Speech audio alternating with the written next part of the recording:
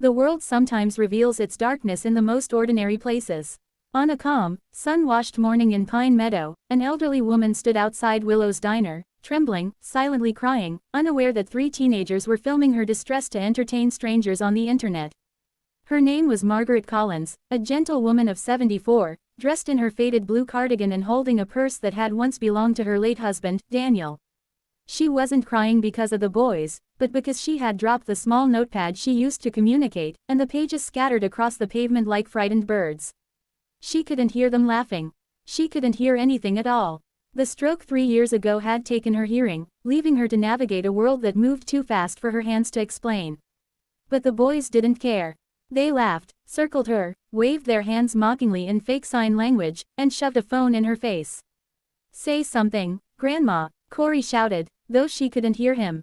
"Oh yeah, that's right," Dylan snorted. "She can't." They laughed even harder. Margaret tried signing "Please stop, please, don't." But without her notepad, without her hearing, without anyone noticing her, she felt smaller than she ever had in her life.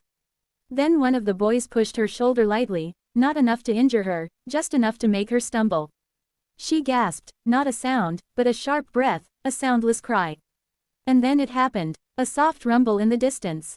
Then louder, and louder, and louder. 10 motorcycles turned onto the street, polished chrome glinting in the sunlight. Their presence was impossible to ignore. The engines vibrated like thunder rolling across the pavement. The bullies froze. Margaret looked up. The town knew this group. Everyone did. The Iron Shepherds, a motorcycle club known for charity rides, rescuing stranded drivers, repairing homes for widows, and organizing holiday drives for children. Big men, with bigger hearts, but with a look that told you they were not to be messed with. At the front rode Jack Turner, a broad-shouldered man in his 50s with gray streaks in his beard, a rough exterior softened by kind blue eyes.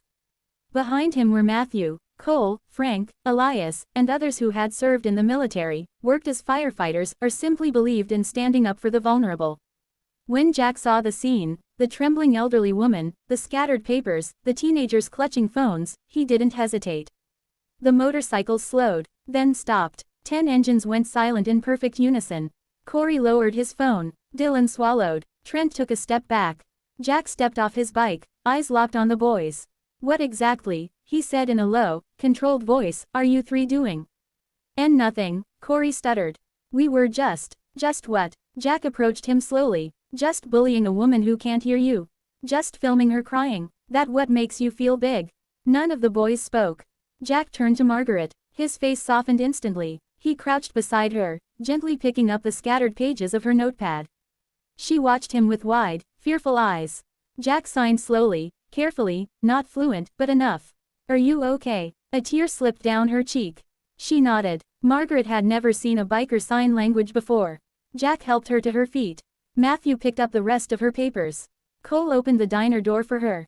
But Jack wasn't finished. He turned back to the boys. "You 3 recorded this?" he asked. They hesitated. Jack held out his hand. "Phone, now." They obeyed. He scrolled, saw the video, jaw tightening. "You should be ashamed of yourselves." Corey tried to defend himself. "It was just a joke." "A joke?" Jack snapped. "Tell me, would it be funny if that was your grandmother? Your mother? Someone you loved?" The boys looked at the ground. Jack put the phones in his pocket. "You're coming with us." "What? Where?" To make things right, he led them into the diner, where Margaret sat nervously in a booth. The other customers watched in silence. Jack placed the phones on the table and signed to Margaret again, slowly explaining. She read his lips, read his signs, and understood what he was doing. He turned to the boys. "You're going to apologize. With your mouths, and with your hearts." Trent stepped forward first, choking on his words. I'm sorry, ma'am. We were wrong." Dylan followed, tears in his eyes.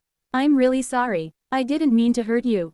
Corey stubbornly hesitated, but when Margaret reached out and gently touched his hand, something in him broke. "I'm sorry," he whispered. "I won't ever do something like that again." Margaret nodded, forgiving them with a softness that made their guilt heavier. Jack wasn't finished. "You 3 will also help repaint Miss Margaret's house this weekend. She needs support, not cruelty." They agreed immediately. They had no choice, socially or morally.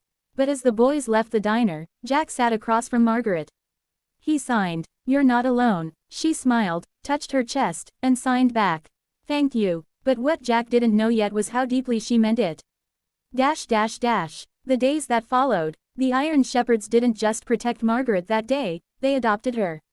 Jack visited her house to fix a broken porch step. Elias repaired a window that wouldn't close. Matthew brought her groceries. Cole drove her to medical appointments. Frank, who knew basic ASL because his sister was deaf, helped teach some of the bikers how to sign simple phrases.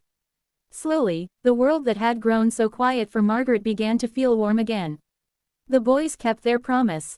Under the sharp supervision of the bikers, they spent an entire weekend repainting Margaret's home. Neighbors came out to watch, shocked, not at the boys, but at the harmony of bikers and teenagers working side by side. And something changed in the boys, too. Seeing Margaret smile at them, bringing out lemonade with her shaky hands, writing notes that said thank you, made them realize how small their cruelty had been, and how big kindness could feel. The video that never went viral. Jack could have posted the video. He could have shamed the boys publicly. He could have turned them into headlines. But he deleted it. Some battles are better fought privately. And some lessons are better learned quietly. The only record of that day lived in the memories of those who witnessed what true strength looked like, not the strength of fists or loud voices, but the strength of standing up for the vulnerable. The diner moment that changed everything. 1 month later, something extraordinary happened. Margaret entered Willow's diner and found the entire Iron Shepherds Club waiting for her. Jack smiled. "Margaret, we have something for you." He handed her a small gift box. Inside was a device, tiny, sleek, and modern.